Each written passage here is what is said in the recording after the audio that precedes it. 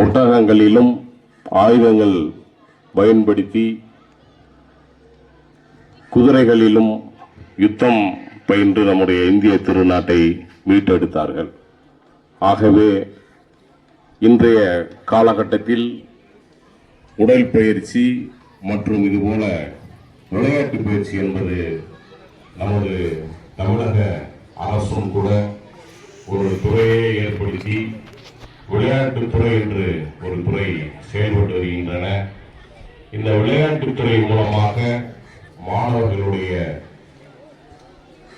உடல் கூர்மையும் இவருடைய திறமைகளும் வெளிப்படுகின்றன.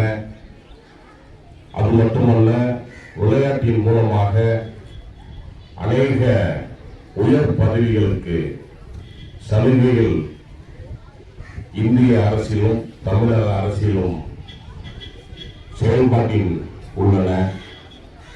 எனக்கு அறிந்த அநேக IAS அதிகாரிகள், IRS அதிகாரிகள், IPS அதிகாரிகள் இது போன்ற மாணவ பருவங்களே தங்களை இந்த உடற்பயிற்சி மூலமாகவும் கலை நிகழ்ச்சி மூலமாகவும் விளையாட்டிலே தங்களை உயர்த்தி உயரிய நிலையில் இந்திய திருநாட்டில் ஒரு உயரிய நிலையில் அவர்கள் இப்போது கூட பணி செய்து வருகிறார்கள். ஆகவே இந்த விளையாட்டு என்பது இந்த மாணவர்களுக்கு மிகவும் இன்றியமையானது. இந்த விளையாட்டில் நீங்கள் உற்சாகப்படுத்துகிறீர்கள். ஆசிரியர்களும் பள்ளி நிர்வாகங்களும் வாழ்த்துகின்றேன்.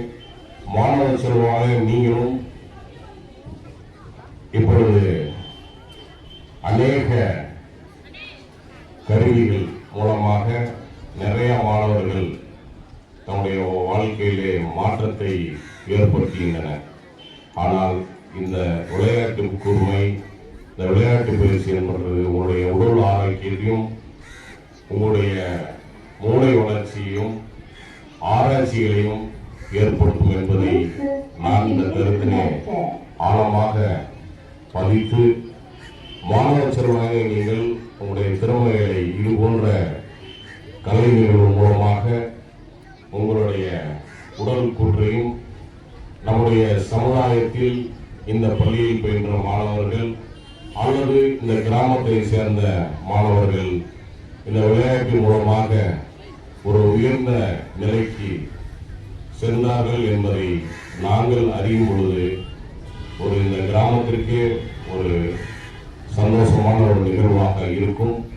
ஆகவே மாணவ செல்வங்கள் இதில் நீங்கள் அநேக பயிற்சிகளை பெற்று உயர்கல்வியிலும் இந்த பயிற்சிகளோடு நீங்கள் பயில உங்களை வாழ்த்துகின்றேன்.